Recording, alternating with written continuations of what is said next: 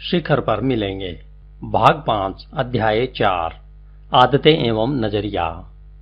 पहले आप आदत को पकड़ते हैं। जब आप कोई आदत चुनते हैं तो आप उस आदत का नतीजा भी चुनते हैं। अच्छी आदतें हासिल करना मुश्किल होता है, परंतु उनके साथ रहना आसान होता है। बुरी आदतें हासिल करना आसान होता है, परंतु उनके साथ रहना मुश्किल होता है।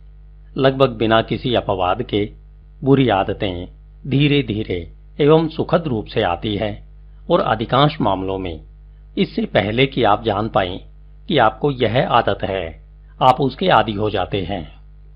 इसमें कोई तकलीफ नहीं होती, या होती भी है तो बहुत कम। हालांकि हमें अक्सर ऐसे लोग मिलते हैं जो धूम्रपान करना या शराब पीना या नशीली दवाओं का सेवन करना सीख लेते हैं, बावजूद इसके कि हासिल करने में उन्हें शुरू में तकलीफ हुई थी। धूम्रपान करने पर एक नजर डालें, जिसे मनोवैज्ञानिक मुर्रे बैंक्स निश्चित रूप से हीन भावना का संकेत मानते हैं। आप याद करें कि संभवतः आपने पहली सिगरेट गिरोह में से एक होने के लिए ली थी। आपके पूरे शरीर ने विरोध किया था और कहा था नहीं नहीं, तथापि आपने अपने शरीर को सिगरेट स्वीकारने के लिए बाध्य किया। आप अपने साथियों के समूह को यह दिखाने पर तुले थे कि आप भी बड़ा लड़का या लड़की हो सकते हैं और उसी तरह धूम्रपान कर सकते हैं जैसे कि वे करते हैं। याद कीजिए, जब पहली बार आपने हवा में धुएं का छल्ला उड़ाया था तो कितना गर्व महसूस किया था, और फिर आपने एक छल्ले में से दूसरा छल्ला बनाकर उड़ाया था। जब आपने पहली बार बिना दम घुटे धुआं अंदर लिया था तो आप कितने रोमांचित थे। आपने उस समय स्वयं को कितनी परिष्कृत रुचि वाला महसूस किया था। जब आपने बात करने के साथ साथ मुंह में धुआं निकालना सीख लिया था, और क्या आप उस समय रोमांचित नहीं थे जब ये सब चीजें लापरवाही के साथ करते थे, बिना यह जाहिर किए कि आप इस क्लब में नए आए हैं? क्या यह अच्छा नहीं होगा यदि आप सिगरेट को उतनी ही आसानी से अलग कर दें जितनी आसानी से आपने इसे उठाया था? संयोगवश यदि आपको धूम्रपान के प्रभावों की थोड़ी सी भी चिंता है तो आपको यह जानकर खुशी होगी कि डल्लास में हमारा एक क्लिनिक है जिसमें 11 वर्षों तक 2700 लोगों पर एक नई तरह की सिगरेट का परीक्षण किया गया है, जिसमें आधा फिल्टर व आधा तंबाकू होता है। उसमें से एक भी व्यक्ति कैंसर का रोगी नहीं हुआ। आपको यह दिखाने के लिए कि धूम्रपान करने के पीछे कितनी परिपक्वता या इसका अभाव रहता है, कुछ विद्वानों का अनुमान है कि अमेरिका में 5% से भी कम लोगों ने यह आदत 22 वर्ष की आयु के बाद हासिल की। यह बताता है कि विचारशील व परिपक्व लोग जो धूम्रपान करने वालों को कितने भी समय तक देखते रहें, इस आदत को नहीं लगाते। यह बात भी महत्वपूर्ण है कि जब से सिगरेट पीने और फेफड़े के कैंसर से संबंध स्थापित हुआ है, 21 करोड़ वयस्क व्यक्तियों और 1 लाख से अधिक डॉक्टरों ने धूम्रपान करना छोड़ दिया है। परंतु आइए उस कहानी पर वापस चलें कि आप धूम्रपान की आदत कैसे लगा लेते हैं। हालांकि आपके शरीर ने बहादुरी के साथ और कुछ मामलों में मजबूती के साथ धूम्रपान का विरोध किया था, परंतु आपने अपनी व्यवस्था पर सिगरेट लादना जारी रखा। आपके शरीर ने फिर कुछ तालमेल बिठाए। असल में इसने कहा, ठीक है, मैं यह करूंगा, परंतु यह मुझे पसंद नहीं होगी। फिर आपने कहा, इससे कोई फर्क नहीं पड़ता, तो और रियायतें दे दी और कहा, मुझे नहीं पता कि मैंने क्यों विरोध किया था, दरअसल यह इतनी बुरी भी नहीं है। इसके बाद भी आपके शरीर ने तब तक समायोजन किया जब तक कि आप धूम्रपान के आनंद नहीं लेने लगे। उस समय आपने मित्रों को बताया कि आप धूम्रपान करते हैं क्योंकि इसमें आपको आनंद आता है। आखिरकार आपने उन्हें आश्वस्त कर दिया कि व्यक्ति को कुछ न कुछ ऐसा करने की जरूरत होती है जिसमें उसे आनंद मिलता हो। आपने उन्हें यह भी बताया कि आप इसे जब चाहें छोड़ सकते हैं, क्योंकि आप पहले भी इसे दर्जनों बार छोड़ चुके हैं, इसलिए वास्तव में यह कोई आदत नहीं है। अंततः आपके शरीर ने अपना अंतिम तालमेल बैठाया जब इसने पूरी तरह इस आदत को अपना लिया और आपसे सिगरेट की मांग की। फिर आदत आपको पकड़ लेती है। यह बात उन तमाम लोगों द्वारा साबित होती है जिन्हें सिगरेट खत्म हो जाने के समय से जब तक कि वे खरीद न लें, मांग न लें, उधार न ले लें या चुरा न लें, निकोटीन के दौरे पड़ते हैं। मैंने एक अन्यथा स्वस्थ 200 पौंड के आदमी को 1/10 औंस से भी कम वजन की सिगरेट के लिए तड़पते देखा है। उस समय लगभग मेरी इच्छा हुई, काश हम भावनाओं के बजाय तर्कशास्त्र के जीव होते, है ना? हाँ, आदतें मजेदार चीज होती है। जो मजेदार बल्कि दुखांत बात है वह यह है कि बुरी आदतों के भविष्य में भविष्यवाणी की जा सकती है और इनसे बचा जा सकता है। इसके बावजूद लाखों की संख्या में ऐसे लोग हैं जो उन आदतों को, जो बुरी है, खर्चीली है और परेशानियां पैदा करती है, अपनाने का आग्रह करते हैं। तंबाकू के मामले में प्रयोग करने वाला पाता है कि आदत की जंजीरें इतनी कमजोर होती है, आदत की जंजीरें इतनी कमजोर होती है कि महसूस नहीं की जा सकती जब तक कि वे इतनी मजबूत न हो जाएं कि तोड़ी न जा सके। जिस आदत को वे नहीं पकड़ने वाले थे, उस आदत ने उन्हें पकड़ लिया। नैतिकता या अनैतिकता आदतें हैं, दोनों सिखाने की अपेक्षा पकड़ी अधिक जाती है। एक पूरी तरह से नैतिक व्यक्ति एक धीमी प्रक्रिया में अनैतिक हो सकता है, जिसके बारे में लगभग पूर्ण रूप से पहले ही बताया जा सकता है। किसी अच्छे लड़के या लड़की का दुर्घटनावश या अनजाने में ऐसी स्थिति का सामना हो सकता है जिसे वे घृणा करते हैं और अरुचिकर पाते हैं। किसी दावत, भोज या सामाजिक उत्सव में उसे ऐसे समूह में खींचा जा सकता है जो मुक्त प्रेम, आजमाइशी विवाह, नशीली दवाओं का प्रयोग, स्त्रियों की अदला बदली व शराबखोरी आदि में विश्वास करता है। हालांकि यदि समूह का कोई सदस्य विरोध व उन प्रक्रियाओं की प्रति पूरी तरह से अस्वीकृति होती है, रिश्ता आकार लेने की स्थिति में हो सकता है। अगर आगे संपर्क चालू रहता है तो घटनाओं का स्वाभाविक प्रभाव उस व्यक्ति को, जो मूल रूप से क्रोधित था, ऐसे लोगों की ओर अधिक संगति की ओर ले जाता है। जैसे चोर चोर मौसेरे भाई। मस्तिष्क एक अद्भुत लचीली यंत्रावली है जो गजब का सामंजस्य और पुनर्गठन कर सकता है। पाप व अनैतिक कार्य जो मूल रूप से घृणा योग्य थे, उस स्थिति के कुछ अतिरिक्त प्रकटीकरण के बाद जहां सहनशीलता सर्वाधिक इच्छित गुण बताया जाता है, विशेषतया यदि उसमें शामिल व्यक्तियों से वास्तविक लगाव हो जाए, स्वीकृति एक तरह से मौन अनुमोदन हो जाती है और फिर उलझाव इस पूरी प्रक्रिया के दौरान स्थिति को तर्क संगत ठहराने का काम पूरी गति से आगे बढ़ता रहता है। यही बात कामोदीपन साहित्य व पोर्नोग्राफी पर लागू होती है। पोर्नोग्राफी के प्रभाव के बारे में येल यूनिवर्सिटी लॉ स्कूल के प्रोफेसर अलेक्जेंडर एम बीकेल ने कड़े शब्दों में कहा था, इससे जो पैदा होता है वह एक नैतिक वातावरण है और नैतिक वातावरण ही आचरण को अंतिम रूप से ढालने वाला होता है। यदि कोई चीज कही जा सकती है, यदि यह दिखाई जा सकती है, यदि इसकी स्पष्ट रूप से समाज द्वारा अनुमति दे दी जाती है, तो समाज सोचने लगता है कि यह भी की जा सकती है या यह किए जाने योग्य है। एक समय में एक ग्रास ज्यादा खाना एक आदत है और बहुत से लोगों के लिए यह आदत उनके मन में इतनी गहरी बैठ जाती है कि उन्हें अपने भोजन की मात्रा की जानकारी ही नहीं रहती।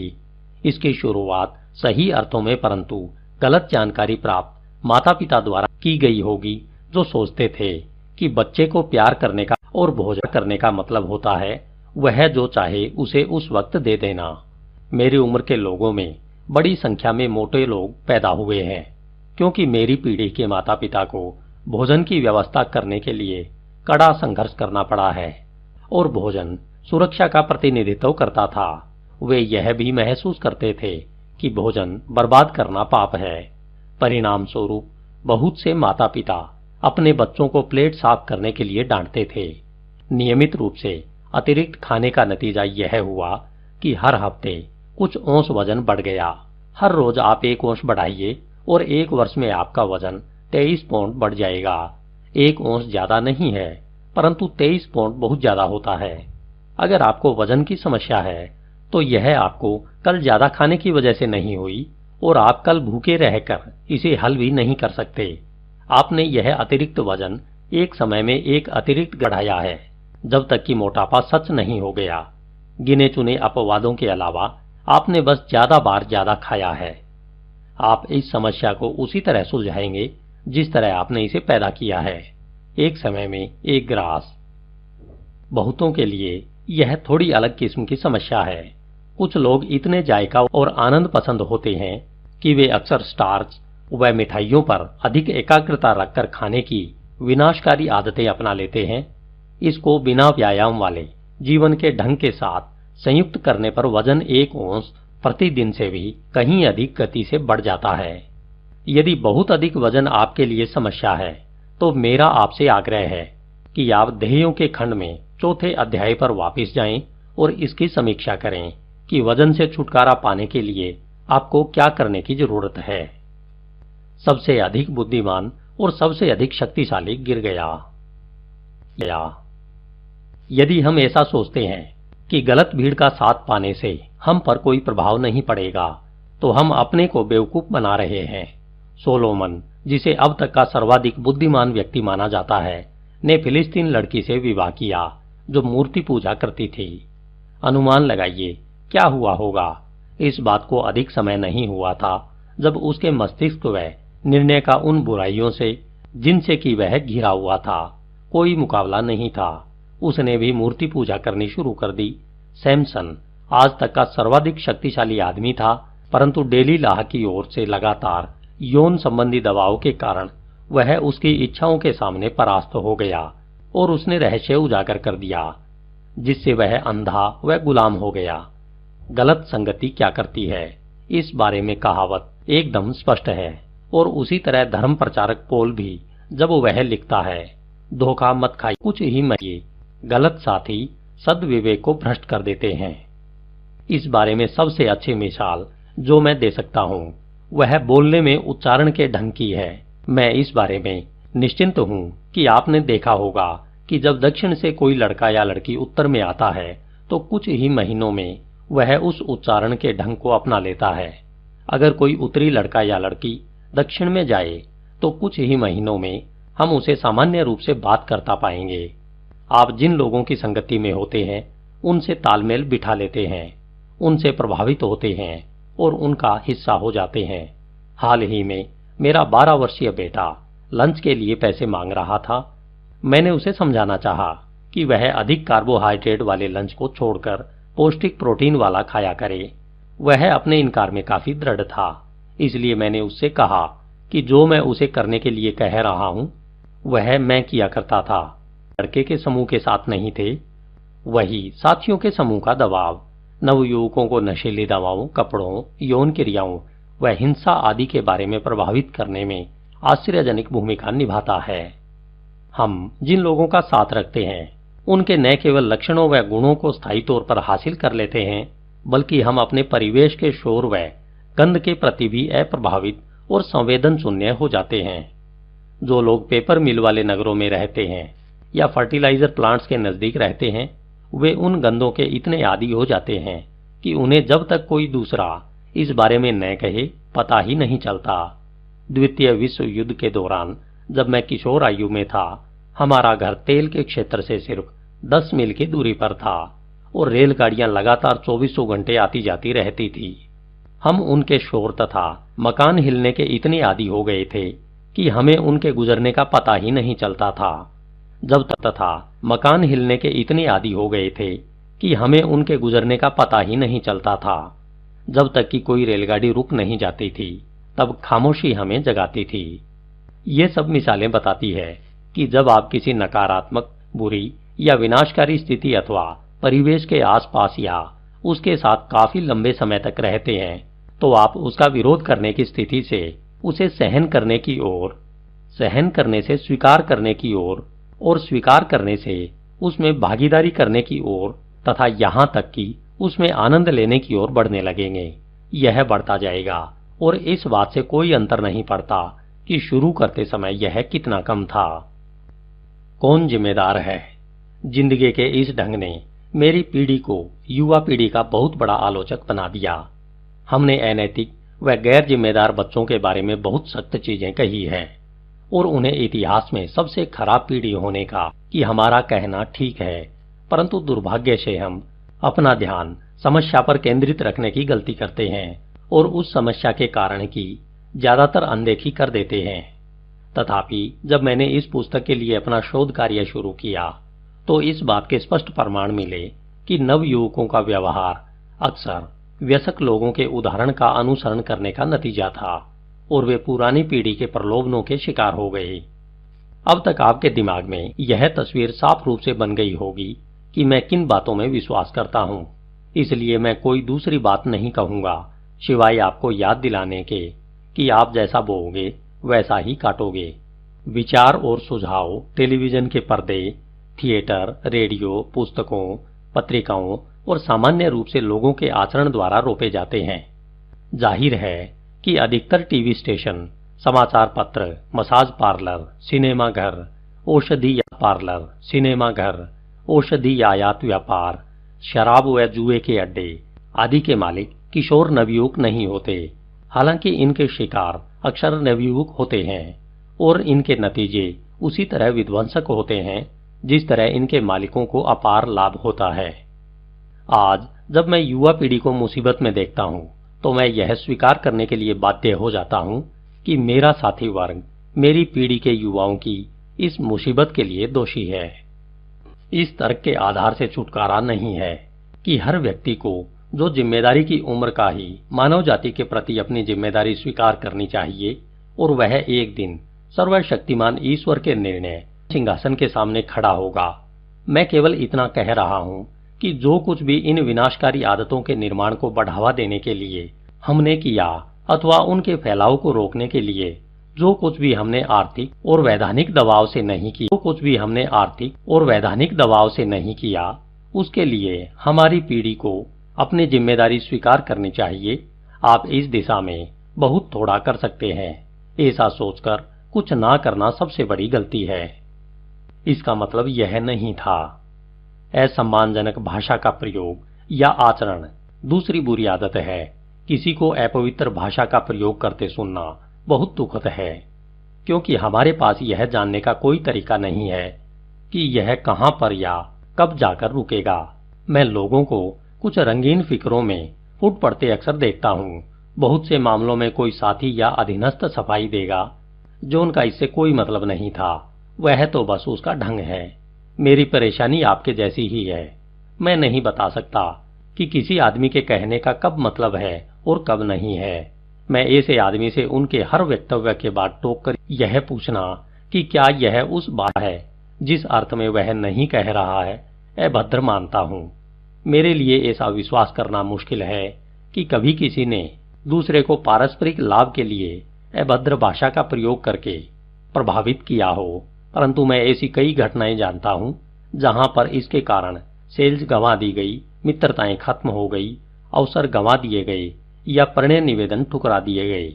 अभद्र भाषा का प्रयोग भी उन बुरी आदतों में से है जो इतनी धीरे धीरे प्रवेश करती है कि अधिकतर लोगों को इस बात की जानकारी ही नहीं होती कि उन्हें यह आदत पड़ रही है। यहां तक कि बलात्कार भी अक्सर तेजी से बढ़ती हुई बुरी आदत का नतीजा है। डोरोथी हिक्स एमडी ने फ्लोरिडा में किए गए अध्ययनों के परिणामों के बारे में बताते हुए कहा कि अधिकतर बलात्कारियों ने उसी ढंग से शुरुआत की थी। डॉक्टर हिक्स बताती है कि आदतन बलात्कार करने वाले के लिए बलात्कार हिंसा का काम है, काम वासना का नहीं। उस क्षण बलात्कारी औरत से घृणा करता है और उसकी आयु का बाहरी दिखावे की कम परवाह करता है तथा अक्सर उस महिला के बारे में कोई चीज याद नहीं रख पाता। फिर वह आगे कहती है कि बलात्कारी नर बिल्ली की तरह से शुरू करते हैं। फिर वे चुपचाप बेडरूम में घुसना शुरू करते हैं जहां पर वे सोई हुई महिलाओं को देखते हैं। फिर वे अहिंसक बलात्कार की ओर बढ़ते हैं जो आगे चलकर उन्हें हिंसक बलात्कार की ओर ले जाता है। आदतन झूठ बोलने वाला वह व्यक्ति जो देरी से आने का आदी है। स्वच्छंद संभोगी व्यक्ति वह जिसे अलार्म सुनाई नहीं देता और सोता रहता है। इन सब की शुरुआत इसी तरह होती है, शुरू से थोड़ी सी छूट जो उन्हें और अधिक और बड़ी छूट की ओर ले जाती है, जब तक कि अंततः ये आदतें उनके जीवन का ढंग न बन जाए। बुरी आदतें धीरे धीरे और आसानी से आती है। मैं इस बात पर जोर देता हूं कि आपकी हर बुरी आदत धीरे धीरे और आसानी से आई है। चरस वाली समरूपता शराब पीने पर भी बराबर रूप से लागू होती है। अभी भी ऐसे माता पिता हैं जो मादक द्रव्यों को बुरा बताते हैं, लेकिन अपने शराब पीने का बचाव करते हैं। बहुत से कहेंगे, पता नहीं कैसे, कहां और क्यों हमारे लड़के या लड़की को ऐसी आदत लग गई। जब उनके पास सब कुछ है तो वे कैसे मादक द्रव्यों की ओर मुड़ गए। बच्चे भी माता पिता लोगों से वही प्रश्न पूछ सकते हैं। आखिरकार अल्कोहल भी एक मादक द्रव्य ही है। कुछ माँ बाप अपने ही द्वारा परिभाषित भलमन चाहत की झुंझलाहट में कहते हैं, वे हमारे साथ ऐसा कैसे कर सकते हैं। मैं एक बात आग्रह पूर्वक बता दूं, बहुत से माता पिता दिन की शुरुआत जोश की गोली लेकर करते हैं। बाद में अपनी नसों को शांत करने के लिए वे तनाव दूर करने वाली दवा लेते हैं। अपनी भूख मिटाने के लिए वे आहार की गोली लेते हैं। रात के भोजन से पहले वे कॉकटेल रखते हैं और वे अपने दिन की समाप्ति सोने से पहले पी जाने वाली मदिरा से करते हैं। दिन के दौरान वे 1 या 2 पैकेट सिगरेट पीते हैं और अच्छी मात्रा में एस्पिरिन का सेवन करते हैं। फिर माता पिता रोषपूर्वक कहते हैं, बच्चे मादक द्रव्यों की आदत कहां से लगा लेते हैं। बहुत वर्षों पहले दक्षिणी कैरोलिना में कैलिफोर्निया से चार्लटोन के लिए अपनी मां के साथ ड्राइव करते हुए मैंने मिसिसिपी में अपने गृह नगर याजू सिटी के अपने एक किसान सहपाठी के बारे में पूछा। मेरी मां ने अपनी आवाज धीमी की और वह फुसफुसाई, उसे क्यों पूछ रहे हो बेटा, वह सबसे बुरे किस्म का शराबी हो गया है। मैंने थोड़े मजाक के लहजे में पूछा, मां, सबसे बुरे किस्म का शराबी क्या होता है। उसने मुझे समझाया कि वह 1 बोतल खरीद कर लाता था और घर में शांति से शराब पीता था। मेरी मां ने इस बात पर जोर दिया कि उस व्यक्ति ने अपने परिवार को कभी भी किसी भी चीज के लिए वंचित नहीं किया, कभी भी गालियां नहीं दी और कभी नशे में धुत नहीं हुआ। उसने बताया कि उस व्यक्ति के शराब पीने से कभी उसके कार्य पर बुरा प्रभाव नहीं पड़ा। वह समुदाय का सम्मानित सदस्य था और हाल ही में उसे एक राजनीतिक पद के लिए चुना गया था। कुछ विस्मित होकर मैंने परिहास से पूछा, मां, क्या यह वाकई सबसे बुरे किस्म का शराबी था। उसने दृढ़ लहजे में हामी भरी और उसका तर्क सरल था। उसने शराब पीने की एक अच्छी मिसाल कायम की और उसके बच्चों को अपने पिता की इस बात में कुछ भी बुरा नहीं दिखा। वह उनका पालन पोषण करने के लिए इतनी मेहनत करता था और सुस्ताने व तनाव मुक्ति के लिए 1 पैग शराब पी लेता था। उन्होंने शराब पीने की पहचान एक दरो, मैं शराबी से कोई होड़ नहीं करना चाहता।